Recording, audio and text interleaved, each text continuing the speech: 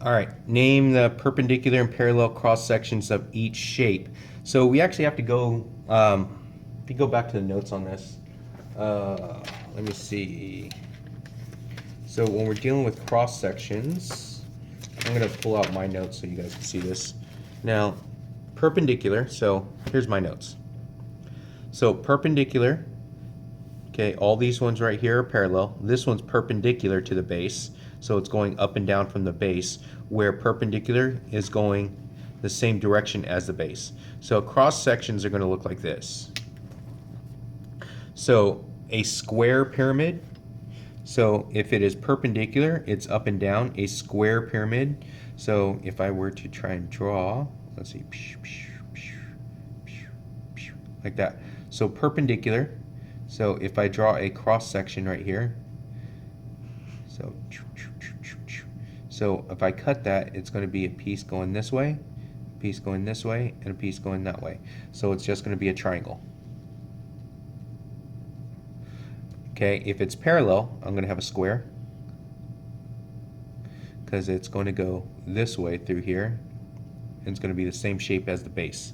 A cone, if it's perpendicular, so a cone, it's perpendicular. It is, if it goes right through the center, it's going to be a triangle, but if it goes through the edge, it's going to be a parabola. So I'm going to say if it's through the center, it would be a triangle.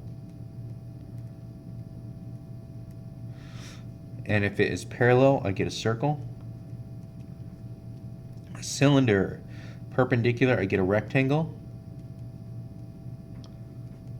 And if it is parallel, it's a circle.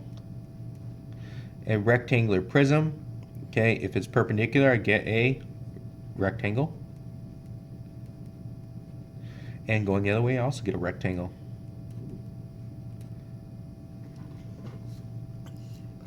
All right, a cylinder base, 10 centimeters tall, holds this. Now, I'll help you out. Okay, so now, I was supposed to be circling this. Sorry. Too much coffee this morning. All right, so 10 centimeters tall. So if I'm talking about this, so to the nearest tenth of a centimeter, find the radius. So we know that the volume of a cylinder is going to be pi r squared h, and we're trying to find the h. Nope, we're trying to find the radius. So I'm going to do some creative math here. Divide both sides by pi and divide by h, because those are going to cancel. So now I have v divided by pi, h is equal to r squared. And now to get r by itself, I would square root both sides. So I get square root of v divided by pi, h is equal to r. So this is a whole lot easier than actually trying to do it with all the numbers, because it gets ugly that way, because you have to move a bunch of fractions. Okay, so square root of volume, which is going to be 955 pi divided by pi. My h was 10. I'm going to put it in, yeah, 10. And I get about 9.8. So radius is about 9.8. All right. Right here it says circle the types of figures that always are similar. Now, parallelograms. Now, parallelograms could be similar, but the problem is with parallelograms, you don't know the shape of the angle, so it could be slanted more and more. So it's always going to be rectangles are always similar. Squares are always similar. Trapezoids are not, because they could be slanted at different. Triangles are not always similar, but circles. Actually, do you know what? We could have a rectangle that goes wider and longer, so they're not always going to be similar. So do you know what? Let's cancel that one. So squares and circles. 38. The vertices of triangle ABC are here, here, here. If triangle was dilated about the origin with the scale factor 2, what were the coordinates of the vertices? So now, This means it's already translated. So it was already multiplied by a scale factor of 2. So to undo that scale factor 2, I would divide each one by 2. So for A, it would be this divided by 2, so it's 1/2. And it'd be 3 divided by 2. My B would be 6 divided by 2, which is 3. 4 divided by 2, which is 2. My C would be 7 divided by 2. I'm going to leave it as a fraction. And 2 divided by 2, which is 1. So because it has the primes on it, that means that's already translated. I'm going to find what it was in the original. So if I start with the original, I would multiply to get to these. But since I'm actually starting with the primes, I have to divide to get back. So that's what we get. Triangle ABC is dilated with the center dilation at the origin and a scale factor of 1/4 to form triangle. This statement you can conclude.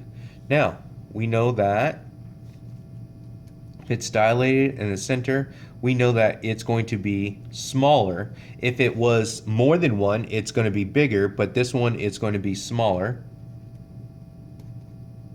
So we know it's going to be smaller, and if it is dilated from the origin, we know that it's going to be similar also. So these two triangles are also going to be similar to each other. So hopefully that should be it. Alright, triangle ABC is dilated about the origin to make triangle A prime, B prime, C prime. For each of the following statement, determine if it's true or false, why and why not. So it's dilated about the origin, so we know that this is true. Okay, because it's dilated around origin. So it has same scale factor. Scale factor and about O-U-T, origin. O-R-I-G. Okay, now that they're congruent to each other? No, false.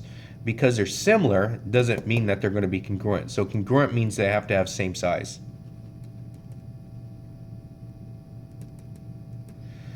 Now, angle A is congruent to angle A prime, true. That has to do with the similarity because all the angles have to be congruent. B, so this one's going to be false.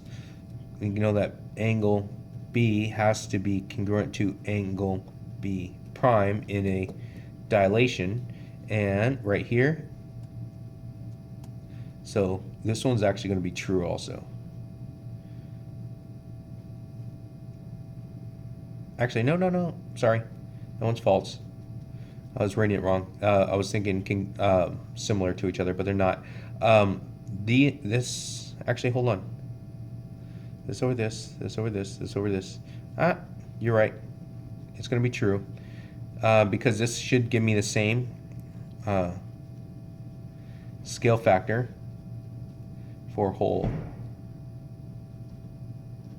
So sorry if I'm kind of rushing through this, but I'm trying to get done before I run out of video and the bell rings. Alright, so last one. Lizzie is going to purchase a fence to enclose her dog in the backyard. She wants to give her dog the most room. The most room.